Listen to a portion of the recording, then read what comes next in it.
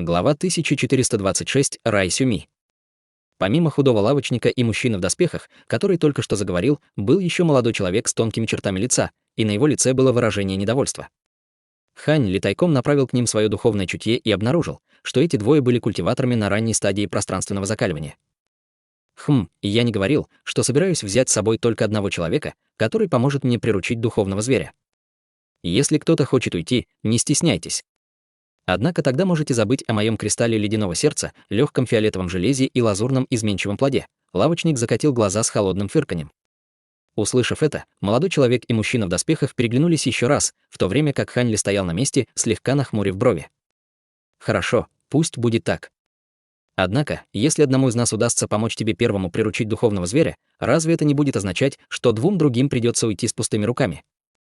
Спросил молодой человек. Хе-хе, не беспокойся об этом, я ведь не говорил, что вы трое будете действовать независимо. Вместо этого всем вам нужно будет использовать свою силу молнии одновременно. В противном случае, согласно моему предыдущему опыту, ни одной из вашей силы молнии не будет достаточно. Если вы трое сможете помочь мне успешно приручить духовного зверя, то я отдам всем вам предметы, которые я обещал, холодно усмехнулся лавочник. Услышав это, молодой человек и мужчина в доспехах смягчились, и ни один из них не высказал никаких дальнейших возражений. Владелец магазина кивнул с довольным выражением лица, а затем повернулся к Хань Ли, и на его лице появилось удивление. «Брат Хань, с нашей последней встречи прошло всего несколько дней, а ты уже прошел путь от духовного генерала среднего ранга до духовного генерала позднего ранга. Это действительно невероятно. Я должен поздравить тебя. С твоим недавним успехом твоя сила молний станет еще мощнее, верно? Спасибо за доброе слово, старший. Мне просто повезло, что я дошел до этого момента. Что касается моих молниеносных способностей, они действительно были несколько усилены, ответил Хань Ли со слабой улыбкой на лице, сказав полуправду. Мужчина в доспехах и молодой человек также повернулись к Хань Ли с удивлением в глазах, услышав этот разговор. Хорошо. Раз ни у кого из вас нет возражений, тогда пойдемте со мной.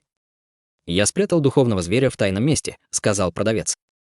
У меня нет возражений, но разве перед этим вы не должны показать нам то, что обещали? Спросил молодой человек.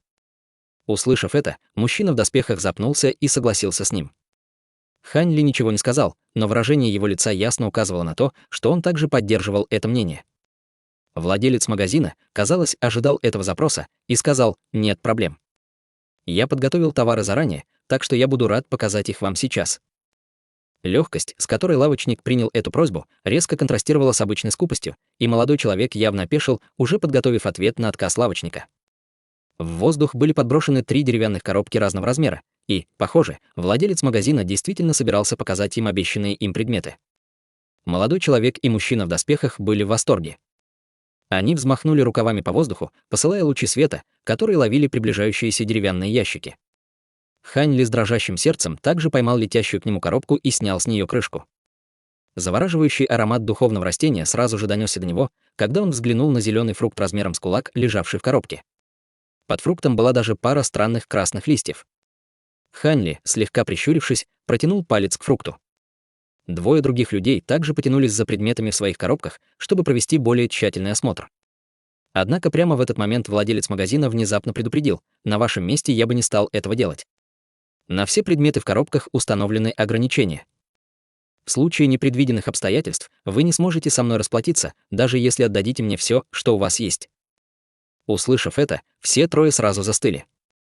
Человек в доспехах недовольно проворчал: «Что ты пытаешься сделать, брат Юй? Как мы можем определить подлинность этих предметов, не касаясь их? С вашими уровнями культивации у вас есть 80% шанс проверить эти предметы, используя только ваши глаза и духовное чутье. Если вы хотите полностью оценить подлинность этих предметов, вам придется подождать. Если вы трое не сможете помочь мне приручить духовного зверя, то вам не нужно будет проверять предметы. Кроме того, учитывая мою репутацию, вы действительно обеспокоены тем, что я попытаюсь вас обмануть?» Невозмутимо ответил мужчина средних лет. Молодой человек долго смотрел на предмет в коробке, прежде чем, наконец, принял решение и бросил коробку обратно продавцу. «Хорошо, мы доверяем вам в этом вопросе. Уверен, что брат Юй не рискнет испортить свою репутацию из-за таких пустяков». Человек в доспехах внимательно осмотрел предмет в своей коробке с нерешительным взглядом, но все же неохотно передал коробку. После того, как 2 деревянных ящика убрали, на лице продавца появилось довольное выражение, и он повернулся к Хань Ли. В этот момент Хань Ли смотрел на лазурный фрукт в коробке с задумчивым выражением на лице, а его глаза светились голубым светом. Увидев это, владелец магазина слегка запнулся и спросил: «Что это? Ты считаете, что с лазурным изменчивым плодом что-то не так, брат Хан?» «Вовсе нет», — Хань Ли покачал головой, закрыв деревянную коробку, бросил ее назад продавцу. Мужчина средних лет поймал деревянную коробку и, многозначительно взглянув на Хань Ли, направился к выходу. Хань Ли и остальные, естественно, последовали за ним из магазина. Владелец магазина летел очень быстро, но все трио Хань Ли были сильными культиваторами сами по себе и могли с легкостью не отставать от него, вылетев из обменного центра и направившись в определенном направлении священного города. Пролетев 2 часа, они прибыли в укромный уголок священного города. Здесь было заметно меньше зданий и очень мало людей. Это было довольно малонаселенное место, и продавец повел их на спуск после того, как они добрались до совершенно обычного невысокого здания. Это невзрачное здание было всего чуть более 300 футов в высоту и было разделено на 2 уровня. Как только ноги продавца коснулись земли, двери здания сразу же распахнулись, и изнутри вышли 2 мужчин, которым было около 20 лет. Они поспешно поклонились лавочнику и почтительно поздоровались: «С возвращением, патриарх! Вы 2 стойте здесь на страже. Никому не разрешается входить сюда без моего разрешения», — приказал лавочник. «Да». Без колебаний ответили 2 мужчин и встали по обе стороны от входа в здание. Хань Ли взглянул на них и больше не обращал на них внимания, обнаружив, что они были просто культиваторами формирования ядра. Тем временем владелец магазина уже вошел в здание, и молодой человек и мужчина в доспехах последовали его примеру после недолгого колебания, а Хань Ли вошел последним. Комната была не очень просторной, и весь декор выглядели довольно простым и приземленным. Там стояли 3 квадратных деревянных стола и около дюжины деревянных стульев, и эти предметы мебели занимали большую часть комнаты. На стенах комнаты висело несколько старинных картин, пожелтевших от времени. На всех картинах были изображены демоны, звери и ничем не примечательные пейзажи. «Брат Юй, этот духовный зверь действительно здесь?» — невольно спросил человек в доспехах. Эта комната была довольно маленькой и не выглядела так, что в ней могут разместиться какие-либо могущественные духовные звери, поэтому неудивительно, что у человека возникли сомнения. «Стал бы я вам 3 лгать?» «Идемте со мной», — бодрым тоном проинструктировал лавочник, глядя на человека в доспехах. Затем он подошел к одной из пейзажных картин, взмахнув рукавом, достал свиток. Свиток развернулся, раскрывая ту же сцену, которая изображена на картине на стене. Хань Ли и мужчина в доспехах запнулся при виде этого, не в силах понять, что делает лавочник. Однако выражение лица молодого человека резко изменилось, когда он увидел 2 произведения искусства и воскликнул: «Это райский свиток Сюми. Вы владеете самым ценным сокровищем расы пенталастеров?» «Свиток Сюми? Ни в коем случае. Разве в расе пенталастеров не всего 7 таких? Как вам удалось заполучить 1, брат Юй?» Мужчина в доспехах очень удивился, услышав это. Хань Ли понятия не имел, что это за сокровище, но его сердце дрогнуло от слова «Сюми», когда он посмотрел на произведение искусства, висящее на стене. На пожелтевшей картине была изображена небольшая зеленая гора, и на этой горе было небольшое скопление зданий, но все было довольно размыто и нечетко. «Хе-хе, ты очень проницательный. Это действительно райский свиток Сюми. Однако это не один из 7 свитков, которые раса Пенталастера считают своим самым ценным сокровищем, это незавершенный свиток Сюми», — усмехнулся продавец. «Значит, это копия». Услышав это, молодой человек и мужчина в доспехах запнулись. Лавочник ответил с самодовольным выражением на лице: «В самом деле». Немногие люди даже из расы пенталастеров знают о его существовании. В то время раса пенталастеров использовала духовные кости пятицветного феникса для усовершенствования в общей сложности 10 райских свитков Сюми, а не 7. К сожалению, 3 из них были дефектными, и в результате их эффективность сильно снизилась. Таким образом, эти 3 свитка были сразу же скрыты, и их существование не раскрывалось. По разным причинам эти 3 свитка каким-то образом оказались за пределами расы пенталастеров и перемещались между несколькими другими расами. Что касается того, откуда он у меня, что вам 3 нужно знать. Даже несмотря на то, что это испорченный свиток, получение такого сокровища — огромное состояние, брат Юй, с завистью сказал мужчина в доспехах. Молодой человек уставился на свиток, и в его глазах промелькнула жадность. Выражение лица Хань Ли осталось неизменным, но он также был наполнен чувством зависти. Сокровища Сюми были одним из сокровищ, которые он хотел получить больше всего после прибытия в мир духов. В отличие от ложного пространства Сюми, очищенного с помощью пространственных разломов в мире людей, это было независимое существо и было настоящим пространственным сокровищем, которое можно было унести с собой. «Ладно, идемте. Духовный зверь находится в раю Сюми. Улыбка на лице лавочника внезапно исчезла, и он резко пошевелил рукавом. Затем произошла невероятная сцена. Из свитка вырвался яркий пятицветный свет и превратился в огромное пространство света, которое исчезло в картине на стене. Затем владелец магазина начал что-то скандировать, резко указывая пальцем на картину на стене. Из свитка вспыхнул тот же пятицветный духовный свет, а затем от него вспыхнула полоска света. Пятицветный свет осветил всех в комнате по велению лавочника. После короткого колебания Хань Ли в конце концов отказался от своего сопротивления и позволил свету окутать все его тело, но тайком вложил больше силы в защитный слой духовного света вокруг себя. После очередной вспышки пятицветного света в комнате не осталось людей.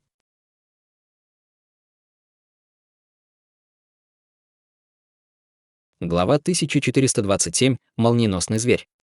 Пронизывающий духовный свет угас, и когда Хань Ли снова открыл глаза, он обнаружил себя на площади из голубого камня, на которой в ряд было расположено несколько зданий разной высоты. Хань Ли сузил глаза и обнаружил, что эти здания были довольно знакомы. Это были не что иное, как здания, изображенные на небольшой горе в райском свитке Сюми. Осмотрев окрестности, он вздохнул с облегчением. В настоящее время он находился на вершине небольшой зеленой горы с голубым небом и несколькими белыми облаками наверху. Как и ожидалось, он прибыл в пространство, идентичное изображению на райском свитке Сюми. Это пространство было не очень большим, площадью примерно в несколько километров, и было окружено пятицветными стенами света со всех сторон. Остальные трое тоже прибыли в это место недалеко от него. Хань Ли и двое других мужчин смотрели по сторонам с любопытством в глазах, но владелец магазина был не в настроении осматривать достопримечательности. Он летел прямо в направлении группы зданий впереди. Трио Хань Ли также поднялось в воздух, чтобы следовать за ним. «Брат Юй, это пространство Сюми кажется совершенно идеальным, без каких-либо проблем и повреждений. Можно узнать, какой недостаток у этого пространства». Молодой человек не удержался и задал интересующий всех вопрос. «Хе-хе, думаешь, я просто так раскрою тебе эту информацию?» «Не похоже, что это имеет какое-то отношение к нашей сделке», — резким голосом сказал лавочник, закатив глаза. Намек ярости промелькнул в глазах молодого человека от его слов, но он заставил себя улыбнуться и сказал: «Хе-хе, мне было просто любопытно, и я не испытываю недоброжелательности».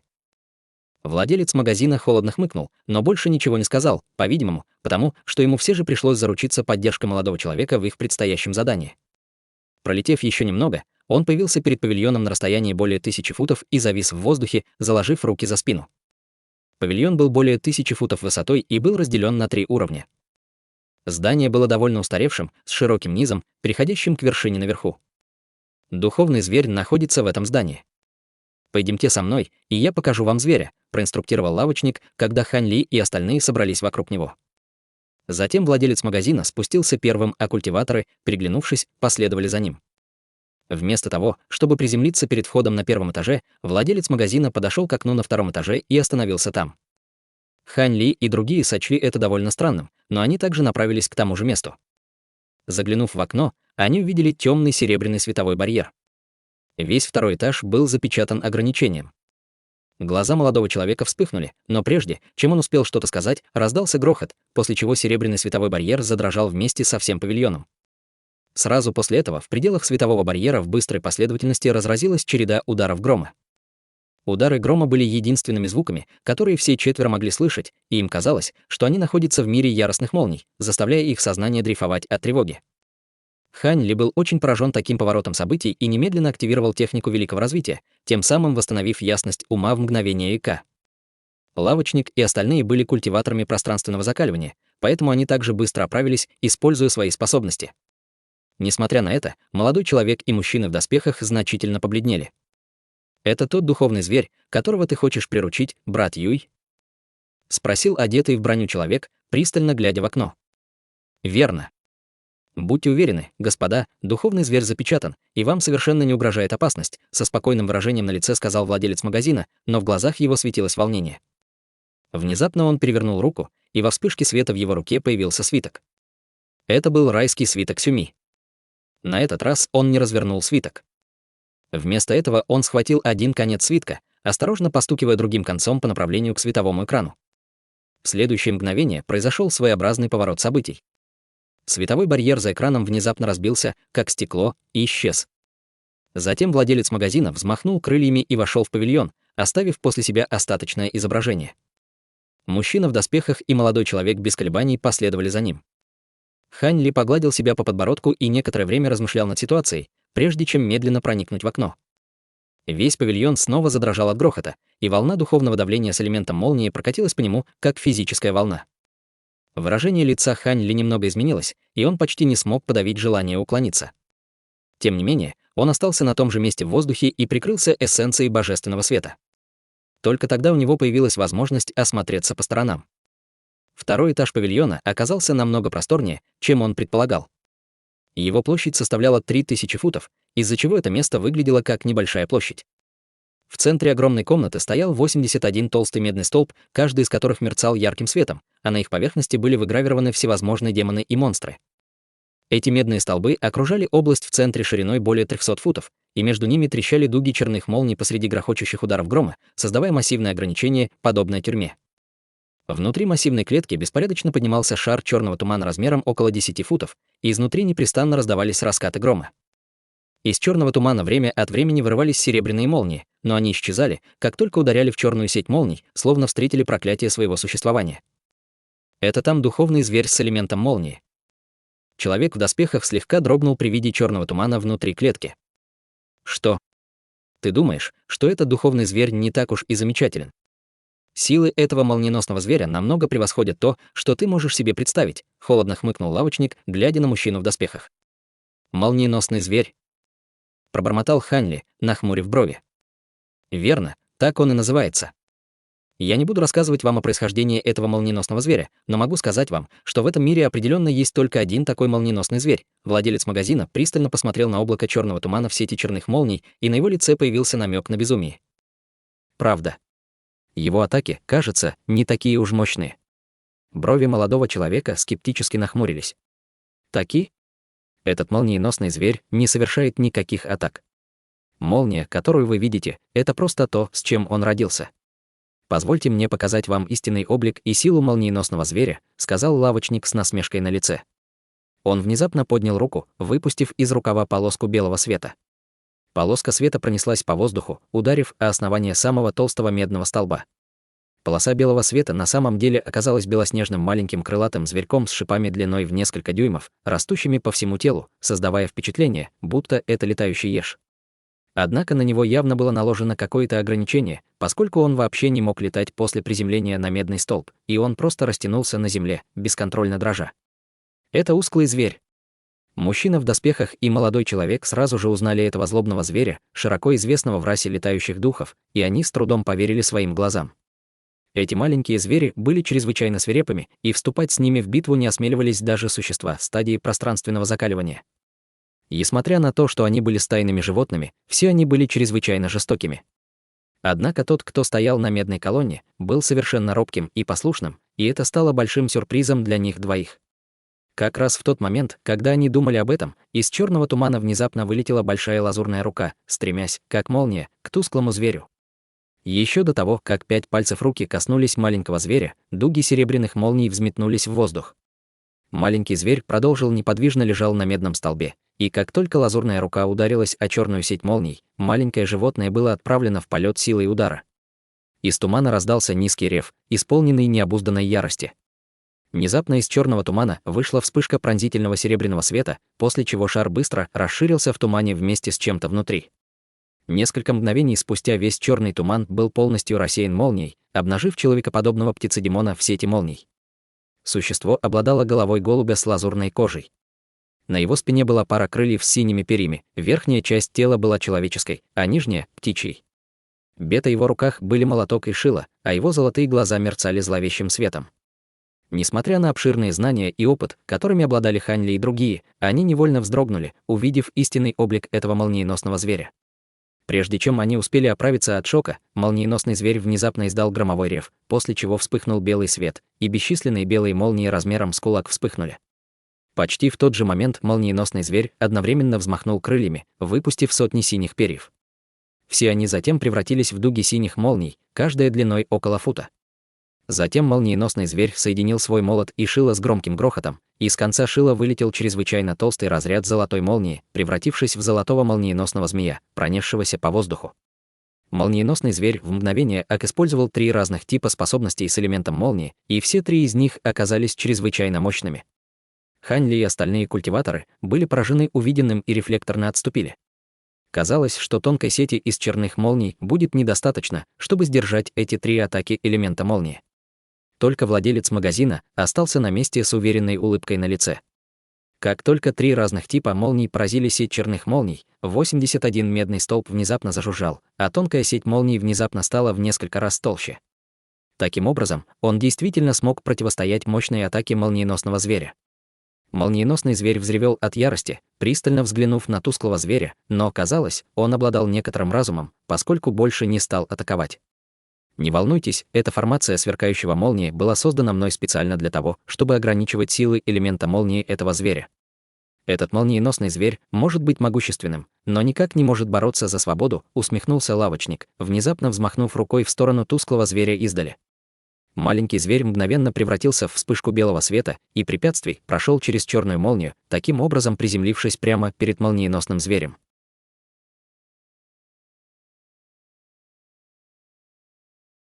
Глава 1428. Пятицветная небесная молния.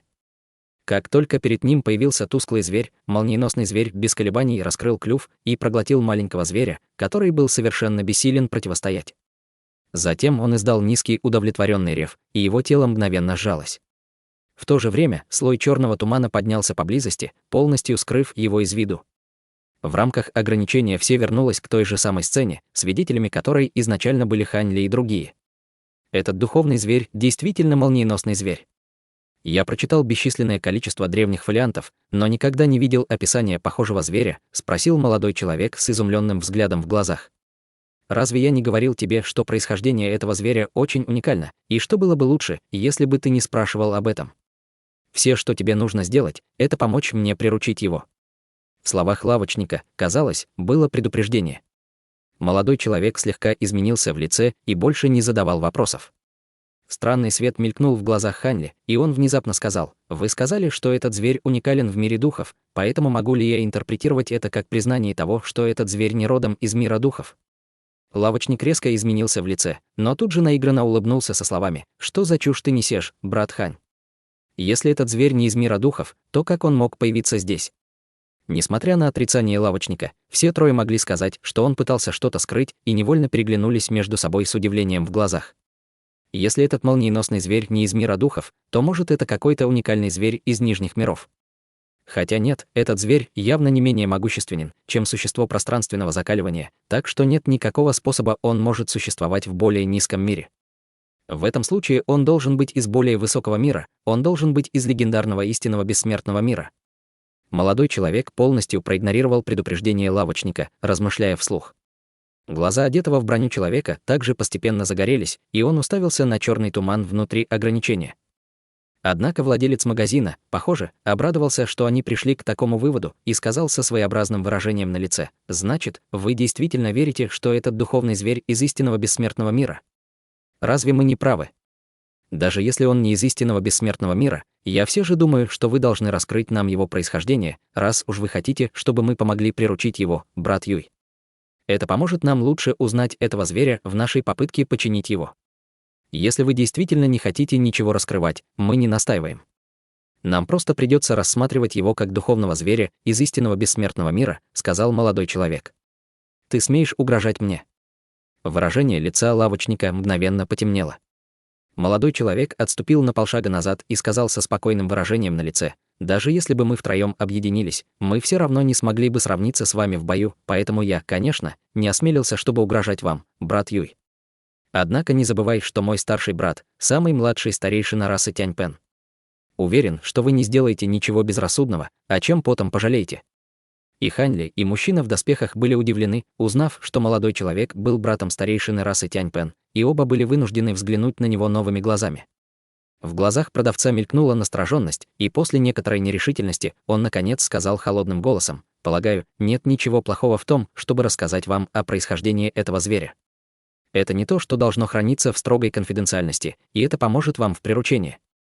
Причина, по которой этот молниеносный зверь уникален в этом мире, заключается в том, что он был искусственно создан мной путем сбора силы молнии, а затем я выращивал его с помощью секретной техники.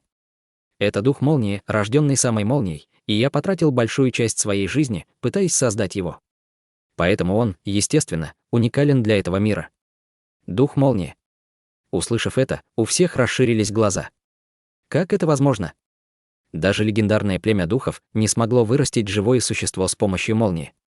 Вы можете быть чрезвычайно сильным культиватором, но, конечно же, это выходит за рамки даже ваших возможностей, брат Юй, сказал молодой человек со скептическим выражением на лице, словно оправился от своего первоначального шока. Хань Ли и мужчина в доспехах тоже нахмурились. К всеобщему удивлению, владелец магазина уступил в конце и сказал: «Хе-хе, я, конечно, не смог бы достичь этого только с помощью своих собственных исследований, но много лет назад, когда я путешествовал по территориям нескольких зарубежных рас, я проходил через место, где пало некое могущественное существо, и случайно наткнулся на секретную технику взращивания духовного зверя, которая была передана из истинного бессмертного мира. Эта секретная техника взращивания молниеносного зверя была единственной законченной техникой, которая была записана там». После короткой паузы поведение молодого человека внезапно резко изменилось, и он улыбнулся со словами: «И если это секретная техника, переданная из истинного бессмертного мира, то это действительно вполне правдоподобно. Прошу прощения за мою грубость, брат Юй». Человек в доспехах тоже гладил себя по подбородку, цокая языком от удивления. Лавочник выражал недовольство на лице и просто холодно хмыкнул в ответ. Тем временем Хань Ли внимательно изучал молниеносного зверя в пределах ограничения с намеком на интригу в глазах. Он не знал, сказал ли продавец правду, но этот зверь действительно обладал удивительной силой света, так что даже если это не был дух, рожденный самой молнией, он все равно был чрезвычайно могущественным духовным зверем. Однако, даже если он обладал силой стадии пространственного закаливания и мог владеть молнией, это определенно не стоило огромных вложений, которые владелец магазина вложил в его приручение. В конце концов, только 3 предмета, которые он пообещал Хань Ли и остальным, определенно не уступали по ценности духовному зверю стадии пространственного закаливания, и это даже без учета времени и усилий, которые он потратил на то, чтобы вырастить этого молниеносного зверя. Оказалось, что у этого зверя либо было больше способностей, чем он только что продемонстрировал, либо он служил очень важной цели для продавца. В противном случае он не стал бы жертвовать стольким, чтобы приручить его. Не только Хань Ли догадался об этом, но и мужчина в доспехах, и молодой человек также поняли это. Однако все трое просто хотели то сокровище, которое им обещали, и они также боялись устрашающего уровня культивации лавочника, так что им оставалось только притвориться, что ничего не замечают. Происхождение и использование этого странного духовного зверя стадии пространственного закаливания было довольно отрывочным, но не стоило обижать продавца, чтобы докопаться до сути. Все, что нужно сказать, сказано, так что давайте приступим к делу. Я собираюсь использовать ограничения, чтобы временно обездвижить молниеносного зверя, и все, что вам троим нужно сделать, это войти в клетку и ввести силу своей молнии в его тело. Продолжайте, пока я не скажу вам остановиться. В противном случае все ваши предыдущие усилия могут быть потрачены впустую, безжалостно объявил лавочник. Трио Хань Ли не выразила никаких возражений по этому поводу. Лавочник кивнул, и по взмаху рукава в его руке снова появился райский свиток Сюми. На этот раз он подбросил свиток вперед, и он тут же развернулся перед ним. Во вспышке пятицветного духовного света искусства райского Сюми снова предстало перед всеми. Владелец магазина начал что-то напевать, быстро указав пальцем на определенное место на картине. Синий свет вспыхнул в глазах Хань Ли, и он мгновенно понял, что делал лавочник. То место, на которое он указал, было ничем иным, как высоким павильоном, в котором они сейчас находились. В следующее мгновение яркий белый свет вырвался из картины, и внезапно появилась вспышка белого тумана. В тумане стены первого и второго этажей павильона медленно отступили, а затем и вовсе исчезли.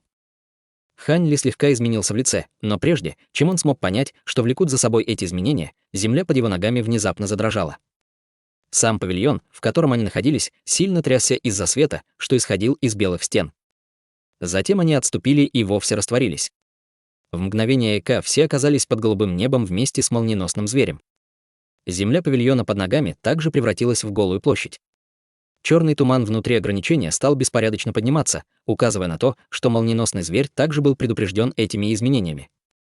Хань Ли погладил себя по подбородку, в то время как молодой человек и мужчина в доспехах с удивлением переглянулись между собой. В этот момент владелец магазина издал низкий крик, из его рта вылетела малиновая стрела. Стрела в мгновение Ика исчезла в свитке, который он держал в руках, и высоко в небе внезапно раздался раскат грома, после чего вокруг них поднялись завывающие ветры. Сквозь темные облака мерцали дуги серебряных молний, и казалось, что в этот мир вот-вот спусти могущественный дьявол. Прежде чем Хань Ли и остальные успели что-либо спросить, владелец магазина проявил инициативу и объяснил это изменение. Прошлые попытки показали, что сила молнии, которой обладаете вы трое, скорее всего, будет недостаточно для этой задачи. Таким образом, я активировал всю мирскую первозданную ци в этом райском свитке Сюми, чтобы призвать силу небесной молнии вам троим на помощь. После этого свиток, скорее всего, будет разрушен, так что это мой последний шанс. Я надеюсь, что вы трое сможете помочь мне в меру своих возможностей, и если вы можете помочь мне успешно приручить этого зверя, я не только дам вам обещанные награды, но и добавлю каждому большое количество духовных камней. Лавочник заговорил очень торжественным и серьезным голосом. Хань Ли и остальные пришли в восторг от этого, и все они выразили готовность сделать все, что в их силах. Владелец магазина кивнул в ответ, а затем резко взмахнул крыльями в сторону свитка перед ним. Полоса белого света тут же хлынула, унося с собой райский свиток Сюми. Свиток сделал круг в белом свете, а затем на его поверхности внезапно появились бесчисленные руны разных цветов. В конце концов, с грохотом он превратился в пятицветный столб света, который исчез в темных облаках наверху. Затем произошло нечто неожиданное. Темные облака вздыбились, после чего грянул сокрушительный удар грома. Сразу после этого появилась чрезвычайно яркая пятицветная молния толщиной с большую чашу, а затем промелькнула сквозь облака, как массивный пятицветный питон. «Пятицветная небесная трибуляция!» — воскликнул одетый в броню человек в тревоге при виде этой пятицветной молнии. Нет нужды в панике. Это не настоящая пятицветная небесная молния, которая появляется во время трансцендентной трибуляции для истинных монархов летающих духов. Это то, что я смоделировал, используя пучок мирской первозданной ци, и он обладает мощностью в 1000 раз меньшей, чем настоящая пятицветная небесная молния, успокоил его лавочник. На лицах Хань Ли и молодого человека также были испуганные лица, но после его слов выражения на их лицах смягчились. Однако в глазах Хань Ли все еще был намек на шок, когда он посмотрел на пятицветную молнию в небе.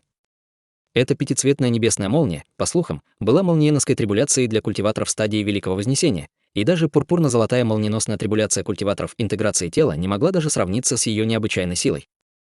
Даже если бы она обладала лишь тысячными долями силы настоящей пятицветной небесной молнии, она все равно могла бы убить любого из трио Хань Ли. В этот момент владелец магазина больше не обращал внимания на Хань Ли и остальных. Он был занят наложением заклинаний на 81 медную колонну впереди.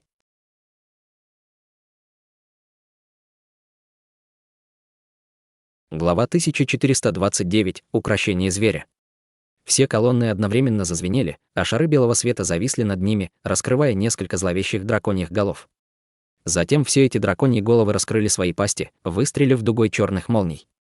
Из тумана сразу же послышался низкий рев, и вперед вырвался шар серебряного света. После этой вспышки молниеносный зверь появился в углу сети молний. Однако эти черные дуги молний, казалось, захватили молниеносного зверя, поскольку все они меняли направление, чтобы компенсировать его движение.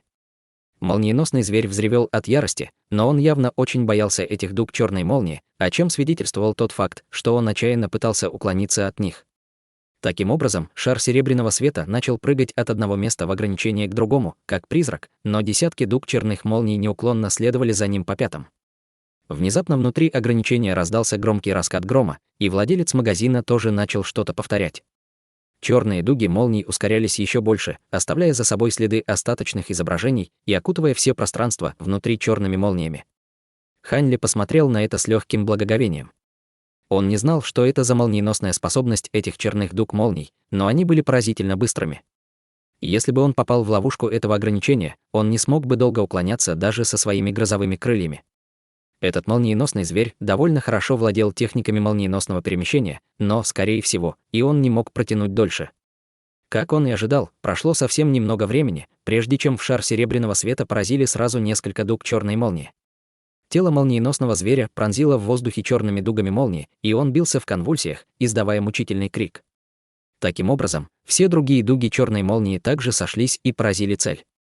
Молниеносный зверь взревел от ярости, и из его тела вырвались малиновые, белые, синие и золотые молнии в отчаянной попытке сдержать черную молнию. Глаза продавца загорелись при виде этого, и, глубоко вздохнув, он шагнул вперед, а затем ударил ладонью по медному столбу перед собой. Внезапно из его ладони в медный столб хлынул поток белой духовной силы. Тонкие дуги молнии, вырываемые из головы дракона наверху, с грохотом усилились примерно в 2 раза. С другой стороны, молниеносный зверь, наконец, не смог больше сопротивляться грозной черной молнии и рухнул на землю, а 4 разных типа молний его тела стали чрезвычайно тусклыми и бледными. Тем временем черные дуги молний в небе образовали несколько черных цепей, крепко сковав и полностью обездвижив молниеносного зверя. «Хорошо, теперь вы все можете входить, господа», — объявил владелец магазина. Затем он убрал ладонь с медной колонны и наложил на нее печать заклинания. Медный столб задрожал, а массивная сеть молнии рассыпалась и исчезла. Хань Ли и остальные переглянулись между собой, а затем без колебаний влетели в клетку в виде полосок духовного света.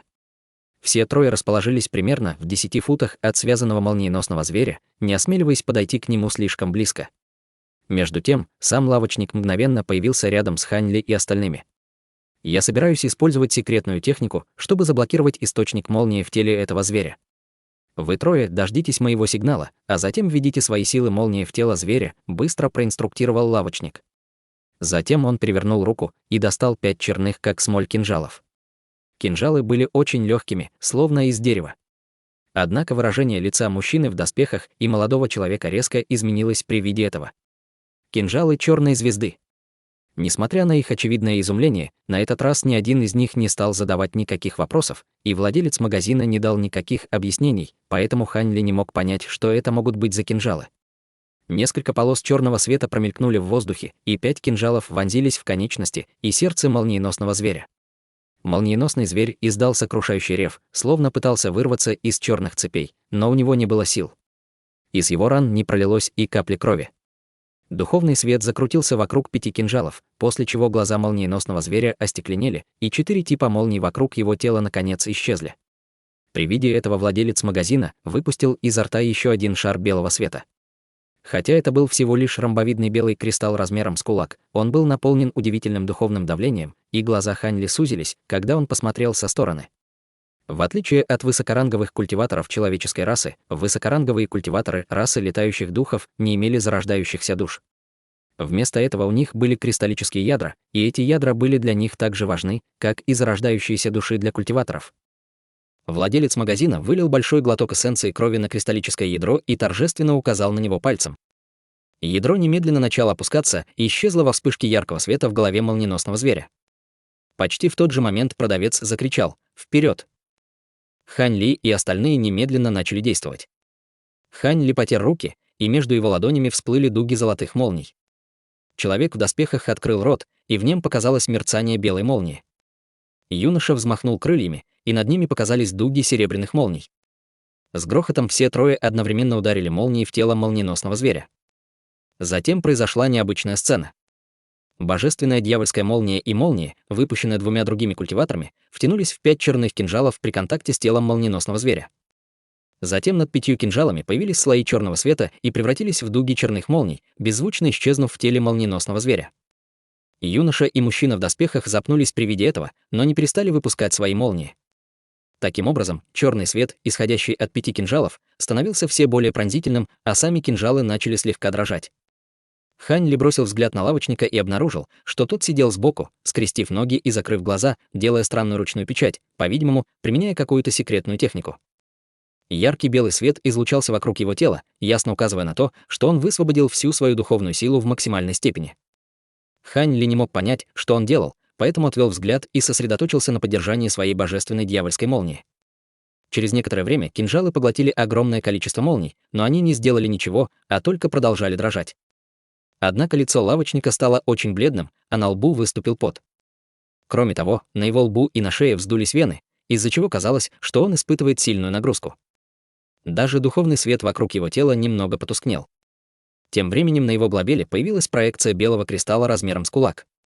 Проекция беспорядочно мигала, и это было не что иное, как его кристаллическое ядро. По прошествии некоторого времени лицо продавца стало бледным, и он внезапно прохрипел: «Увеличьте мощность молнии». Все трое были недовольны этим приказом. За это время они уже исчерпали почти половину своей молнии.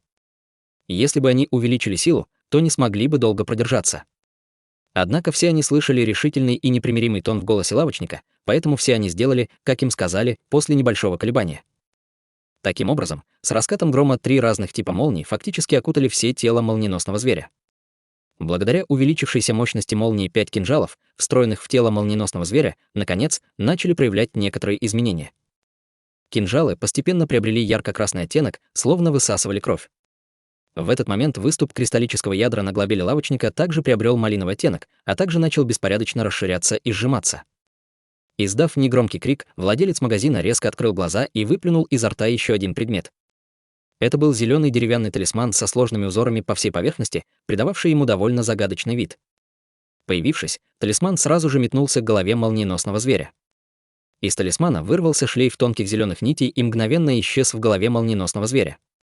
Бесчувственное чудовище вздрогнуло, и талисман, издавая странное жужжание, стал вытягивать из тела молниеносного зверя его проекцию бесчисленными зелеными нитями. На лице продавца появилось радостное выражение, и он, сделав печать заклинания, начал что-то бормотать. Жужжание деревянного талисмана усилилось, и проекция молниеносного зверя продолжала постепенно вытягиваться из его тела. Внезапно в тусклых глазах молниеносного зверя вспыхнул золотой свет. Взрывной удар грома вырвался из его тела, и 5 черных кинжалов были с грохотом выброшены из его тела.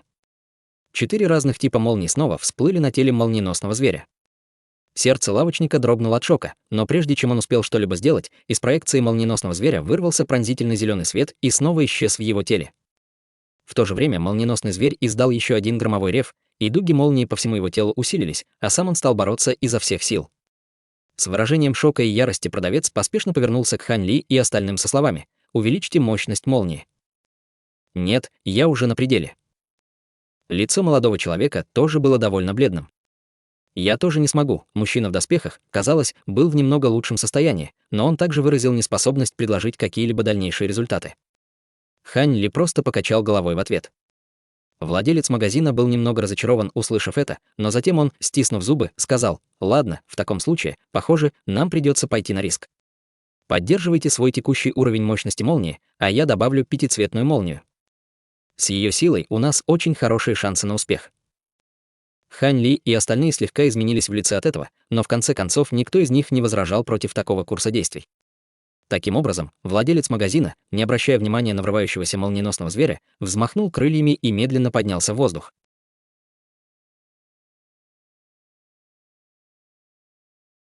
Глава 1430. Молниеносная бусина. Подлетев в воздух, владелец магазина резко остановился, оказавшись на расстоянии более 1000 футов от темных облаков в небе, и выплюнул изо рта эссенцию крови с торжественным выражением лица. Затем он быстро указал своими 10 пальцами на эссенцию крови, на которой внезапно появилось несколько больших кровавых рун и устремилась к пятицветной молнии в небе, растворившись в ней. Дуга молнии сразу же загудела, и темные облака вокруг нее рассеялись. Таким образом, устрашающая истинная форма пятицветной молнии раскрылась во всей своей красе. Владелец магазина взглянул на устрашающую дугу молнии и нервно сглотнул, хотя во рту было совершенно сухо. Стиснув зубы, он выплюнул еще несколько глотков эссенции крови, и все они также растворились в пятицветной молнии в виде красных рун. Израсходовав за один присест столько эссенции крови, лицо лавочника стало бледным, как лист бумаги. Однако это, похоже, принесло свои плоды. После инъекции кровавых рун пятицветная молния в небе наконец улеглась. Не только раскаты грома стали тише, но и излучаемый им мерцающий свет также значительно смягчился. По всей дуге молнии появились багровые линии, создавая весьма своеобразное зрелище. Владелец магазина пришел в восторг от увиденного и, навевая что-то, взмыл в воздух. Из его крыльев вылетело бесчисленное количество малиновых нитей, и они в мгновение окрасекли дугу пятицветной молнии, сливаясь в одно целое с малиновыми линиями на ее поверхности, тем самым поймав дугу молнии внутри. Владелец магазина сделал печать заклинания, и из его тела вырвался пронзительный белый свет, бросая в воздух печать заклинания, одна за другой. Пятицветная молния некоторое время грохотала внутри малиновых нитей, а затем сжалась, образуя массивный шар молнии диаметром около 10 футов. Владелец магазина обрадовался, увидев, что поверхность шара была испещрена малиновыми линиями. Он поднес руку к грозному шару молнии, и тот послушно опустился. Хань Ли и другие были ошеломлены этой сценой, разворачивающейся у них на глазах. Однако владелец магазина не дал им возможности задать вопросы. Его тело качнулось, и он внезапно исчез на месте. В следующее мгновение произошли пространственные флуктуации, и лавочник появился рядом с молниеносным зверем. Он быстро поднял обе руки в воздух, и сразу же вырвались 2 толстых столпа света, растворившись в массивном шаре молнии, находившемся всего в нескольких сотнях футов от земли. В результате шар молнии остановился в воздухе. На таком близком расстоянии Хань Ли и остальные почувствовали ужасающую силу, заключенную в шаре пятицветных молний, и резко изменились в лице. К счастью, владелец магазина стабилизировал шар молнии в воздухе. В противном случае все трое немедленно скрылись бы с места происшествия. Они определенно не собирались стоять на месте и позволять убить себя. У лавочника не было лишних возможностей обращать внимание на то, что думали Хань Ли и остальные. Как только он стабилизировал шар пятицветной молнии, он издал громкий крик, и на малиновой линии внизу шара молнии внезапно открылась небольшая щель. С раскатом грома оттуда вырвалась тонкая пятицветная молния, устремившаяся прямо к молниеносному зверю внизу. В тот момент, когда появился шар пятицветной молнии, молниеносный зверь, казалось, почувствовал, что ему грозит серьезная опасность. Он взревел и стал метаться изо всех сил, сумев освободиться от части черных цепей, окружавших его тело, и поднялся на ноги. Однако, прежде чем он успел сделать что-нибудь еще, дуга пятицветной молнии поразила его макушку с безошибочной точностью. Молниеносный зверь был повержен, не успев издать ни звука. Лавочник пришел в восторг от этого и обрушил новую пятицветную молнию по своему приказу. В то же время он печать заклинания, и зеленый деревянный талисман над молниеносным зверем выпустил еще один столб из зеленых нитей. В этом случае, благодаря объединенным силам Хань Ли и остальных, а также дугам пятицветной молнии, миниатюрная проекция молниеносного зверя снова вытянулась из тела зверя в приступе шока и ярости. Проекция боролась изо всех сил, но ее сила молнии практически была запечатана 5 черными кинжалами, а ее физическое тело было обездвижено культиваторами и пятицветной молнией, поэтому она была не в силах сопротивляться и насильно тянулась к деревянному талисману дюйм за дюймом. Деревянный талисман вспыхнул зеленым светом, и на нем появилась нарисованная проекция молниеносного зверя. Владелец магазина поспешно сделал серию печати заклинаний и приманил талисман к себе с радостным выражением на лице. «Ха-ха, наконец-то я это сделал!» Радостно фыркнул лавочник. Глаза Хань Ли вспыхнули, и золотые дуги молний, исходящие из его рук, исчезли. Молодой человек также убрал свою молнию и, взглянув на неподвижное тело молниеносного зверя на земле, повернулся к зеленому талисману в руке лавочника, нахмурив брови. «Что это значит, брат Юй? Разве ты не собирался приручить этого зверя?» То же самое хотели спросить и Хань Ли вместе с мужчиной в доспехах. «Хе-хе, после извлечения души зверя, приручить его будет несложно, так что вы можете отдохнуть», — усмехнулся лавочник, осторожно убирая зеленый талисман в нефритовую шкатулку с довольным выражением лица. Хань Ли и другие переглянулись, не говоря ни слова, но их лицах появилось настороженное выражение. Что-то здесь определенно было не так. «Будьте уверены, поскольку вы трое очень помогли мне в этом деле, я сейчас же доставлю обещанные вам награды», — сказал продавец с улыбкой и взмахнул рукавом. 3 полосы белого света устремились к Хань Ли и остальным, и это были не что иное, как 3 деревянных коробки, что они видели ранее. Юноша и мужчина в доспехах все еще были немного озадачены, но обрадовались тому, что обещанные им награды были доставлены. Таким образом, они сразу же отбросили свои опасения и потянулись к своим наградам. Однако пронзительный синий свет внезапно вспыхнул в глазах Хань Ли при виде этого. Сразу после этого набор золотых и серебряных мантий появился на его теле, и он окутал им приближающийся деревянный ящик внутри. Между тем, сам Хань Ли бросился назад.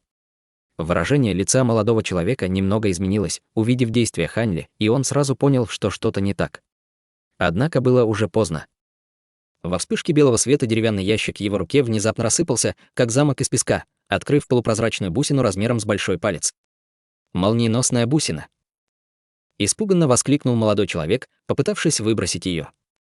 Однако, прежде чем он смог это сделать, с грохотом появился шар ослепительного белого света. Небольшая часть пятицветного шара молнии все еще парила в воздухе, и как только появился белый свет, он сразу же разделился на 3 дуги молнии, которые обрушились сверху. Молния была слишком быстрой, чтобы уклониться от нее, и молодой человек, а также мужчина в доспехах были немедленно поражены пятицветной молнией и белым светом. 2 силы объединились в одну, и когда свет отступил, показалось 2 дымящихся тела, и было неизвестно, живые они или мертвые. Что касается Хань Ли, его одежда с молнией окутала молниеносную бусину до того, как бусинка взорвалась, после чего белый свет был поглощен одеждой, а затем отброшен вдаль. Таким образом, пятицветная молния ударила в землю на расстоянии около 10 футов от своей первоначальной цели. Вся земля задрожала, и после удара молнии на земле осталась воронка радиусом в несколько десятков футов. Хань Ли отступил прямо к краю кратера, остановив свой импульс, взглянул на лавочника невыразительным взглядом. Хм. Улыбка мужчины исчезла, и на его лице появилась тень удивления. Однако его удивленное выражение тут же сменилось усмешкой. Глаза Хань Ли вспыхнули, и он внезапно взмахнул грозовыми крыльями, исчезнув в пространстве в виде дуги лазурного и белого света. Почти в тот же момент пара зеленых когтей пронеслась мимо того места, где только что стоял Хань Ли, выпустив малиновые дуги молний, сверкающие в воздухе. Физическое тело молниеносного зверя, скованное черными цепями, начало действовать и попыталось нанести скрытую атаку на Хань Ли сзади. Единственная разница заключалась в том, что у молниеносного зверя теперь была пара блестящих черных глаз, наполненных разумом. Когда скрытая атака молниеносного зверя провалилась, в глазах лавочника мелькнуло удивление. Однако затем его тело качнулось, и он беззвучно отступил.